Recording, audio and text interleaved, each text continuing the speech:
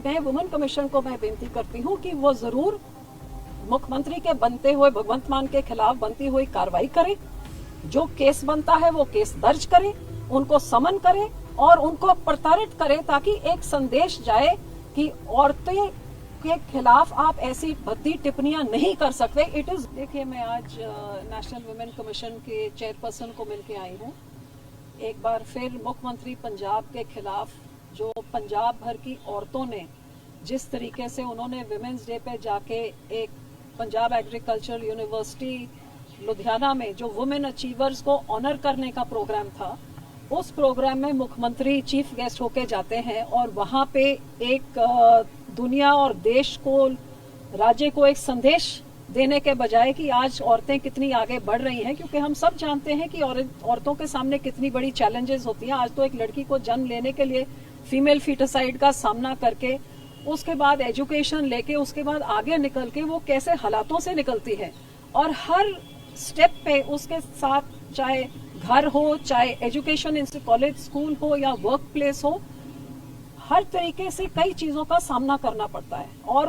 उसका सामना करने के लिए जे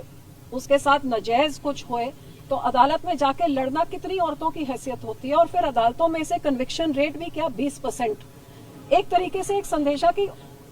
औरतों का आप जैसे मर्जी ट्रीट कर दे, डजंट मैटर। सो हम जैसी औरतें जिन्होंने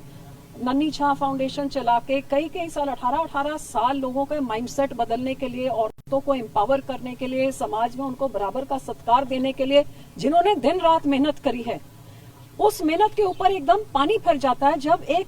राज्य का मुख्यमंत्री स्टेज पे चढ़ के नौजवान लड़कियों को जब एड्रेस करता है तो उनको शाबाशी देने के बजाय उनको बोलता, आप लोगों को देख के मुझे अपने कॉलेज के जमाने याद आ जाते हैं, और अपनी लव स्टोरी बताने लग जाता है कि जो लड़की सबसे सुंदर होती थी उसको मैं अपने दोस्तों को कहता था ये तुम्हारी भाभी है। जब पीले कपड़े पहन के आती थी मैं कहता था ये ब्रेंड आ गई तुम्हारी भाभी, आज ब्रेंड बन के आ गई। ब्रेंड मतलब वॉस्प। जब हरे कपड़े पहनती थी मैं कहता था आज पाकिस्तान का झंडा बन के आ गई। बैंगनी कपड़े पहनती थी, आज भाभी जी पटोला मतलब बॉम्बशेल बन के आई है। तो मतलब औरतों को इस तरीके के साथ उनको कमोडिफाई करके उनको एक तरीके से ये सेक्सुअल हैरेसमेंट है कि आप एक औरत को सिर्फ उसके लुक्स और उसके काबिलियत के आधार पे नहीं, आप उसको ऑब्जेक्टिफाई कर रहे हैं, और कहीं ना कहीं कॉलेज में लड़कों को, नौजवानों को ये एक संदेशा भेज रहे हैं कि लड़कियों के साथ ऐसे करना बिल्कुल ठीक है। तो वो हजारों लड़कियां जो कॉलेज स्कूल में हैरेसमेंट फेस करती हैं, खुदकुशी करती हैं, वो बेचारी कहाँ जाए जब लीडरशिप लोड्स में ही ये सब करने लग जाएंगे। और कहीं ना कहीं इससे समाज में औरतों के प्रति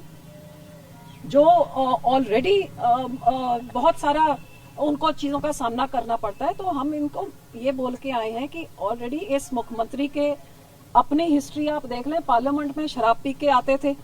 और यहाँ जो हरकतें करती थी उनको पार्लियामेंट से बाहर एक सेशन निकालना पड़ा। उसके बाद इन्होंने मुख्यमंत्री बनते सारी 3 महीने के अंदर अपनी बेटी की उम्र से लड़की के साथ दूसरी शादी कर ली, और इनकी बेटी खुद बताती है कि मेरा बाप मेरी माँ को कैसे मारकूट करता था, और शराब की हालत में क्या कुछ ये नहीं करते। इनके मंत्रिमंडल में ऐसे मंत्री हैं जिनकी 4 बारी शादियां हुई हैं। ऐसे मंत्री हैं जिन्होंने वीडियो मतलब ये सोशल मीडिया में है कि लड़कियों के साथ वो अपने कपड़े उतार के क्या कुछ नहीं करे, अश्लील चीजें। और अब मुख्यमंत्री ही ऐसी अश्लील बातें जब करने लग गए हैं, तो मैं वुमेन कमीशन को कि आप सड़क में चलते हुए हर एक जो तंग करता है लड़की को, उसको तो आप उधर तक तो पहुंच कर नहीं सकते, लेकिन एक राज्य के हेड को जो शरेआम ऐसा कर रहा है, और पंजाब की औरतों ने इसका बहुत बुरा मनाया है, विधानसभा में भी बात उठी है, और हमारे जैसों से ही औरतें पूछती हैं कि जब मुख्यमंत्री ये कहा तो आप लोग क्या कर रहे हैं। तो हम इसी करके यहाँ पे आए कि चाहे जो न्याय संहिता है, जो हमारा कानून है, उसमें सेक्शन 74 हो, सेक्शन 79 हो, 75 हो, ये सब एक कानूनी प्रक्रिया जो ऐसे की शब्दों के साथ आप आउटरीच एक वुमन की मॉडेस्टी को करते हैं, उसको कमोडिफाई करते हैं, इसके खिलाफ एक कानून है कि पर्चा दर्ज हो सकता है। कॉन्स्टिट्यूशन भी हमें कहती है कि आप जेंडर के बेसिस पे ऐसे आप बात नहीं कर सकते। तो मैं वुमेन कमीशन को मैं बेनती करती हूँ कि वो जरूर मुख्यमंत्री के बनते हुए भगवंत मान के खिलाफ बनती हुई कार्रवाई करे, जो केस बनता है वो केस दर्ज करे, उनको समन करे और उनको प्रताड़ित करे, ताकि एक संदेश जाए कि औरतें के खिलाफ आप ऐसी भद्दी टिप्पणियां नहीं कर सकते। It is not okay. आश्वासन क्या मिला अंदर से? उन्होंने ये बोला है कि मैं जो बेस्ट मैं कर सकती हूँ मैं करूंगी, पर कहीं ना कहीं ये होता है कि क्योंकि मैं किसी विरोधी पार्टी से हूँ, तो अब उनकी खुद की पार्टी तो आके उन मुख्यमंत्री के खिलाफ वो तो बोलेंगे नहीं, विरोधी बोलेंगे ना। और वो जो औरतें जो धरना कहा पंजाब में, जाइए कितने धरने, ये हमारे और नेशनल आंगनवाड़ी के हेड हैं, प्रेसिडेंट हैं, इनसे पूछ लिए कितने सारे धरने लग रहे हैं। अब वो औरतें बेचारी यहाँ तक कहाँ आएंगी, तो हम दोनों यहाँ आए हैं।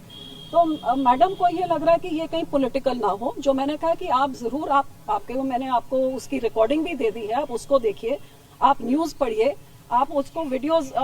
टेलीविजन चैनल्स में देखिए क्या क्या औरतों कितना बुरा मना रही है। और सब देख रही हैं मैडम की तरफ कि आज नेशनल वुमेन कमीशन जो बना है औरतों के सत्कार को बरकरार रखने के लिए, क्या ये डर जाती है कि एक मुख्यमंत्री है इस करके हम चुप रह जाएं, या फिर जो बनता है, जो कानून कहता है उसको सेफगार्ड करने के लिए उनसे जवाब मांगेंगे, उनको समन करेंगे, बनती कार्रवाई करेंगे। और ये इस लेवल पे नहीं होगा तो कहीं ना कहीं औरतों की सत्कार के बारे हम बहुत कुछ सकते हैं, लेकिन जब करने का समय आता है, जब करने से हिचकिचा जाए और डर जाए तो फिर वो बहुत दुख की बात है। नहीं होता है तो क्या आप लोग कोर्ट का दरवाजा भी खटखटाएंगे? देखिए, हम लोग तो ऑलरेडी उधर धरने कर रहे हैं और जो एक्शन लेने की जरूरत वो हम कर रहे हैं, पर ये नेशनल कमीशन ऑफ वुमेन किस लिए है? सबसे पहले तो यहाँ आके यहाँ से जस्टिस की हम उम्मीद रखते हैं और वहाँ पे जो करना है वो तो हम करेंगे। Do you seek apology from the Chief Minister of Punjab? Oh, definitely. I think all the women of Punjab seek apology, and I would like to ask the women of the country that if a Chief Minister comes to your college and where your daughter is sitting there and starts, instead of talking about her achievements on Women's Day, starts saying that when I look at you, I remember my college days where any good-looking girl, I used to tell my friends that she is your bhabhi. And today your bhabhi is dressed like a wasp, and today she is dressed like the Pakistani Jhanda, today she is dressed like a bombshell, and then make these overtures, and women who would rebuff his overtures, you can imagine what he would do to them. So is it okay for a chief minister who is supposed to be taking care of the morality of the state and sending out a message to others that disrespect of women, commodifying them, objectifying them is not acceptable in today's society? It guarantees us in our constitution. The Nyay Sahita also does not allow this. Is a Mukhyamantri allowed, chief minister allowed to get away just because he is the chief minister? So today I have requested the National Commission of Women that a lot of women have taken a lot of umbrage to the way he spoke. Those young college girls were not in a position, but people turn around and ask us, and people like me who have worked for 18 years via NGO Nanisha to empower women so that they can stand on their feet and they get respect in society. Our 18 years of labor goes for a toss in 10 seconds when the chief minister of a state turns and commodifies and objectifies women, sending out a signal to all the boys that it's okay to do.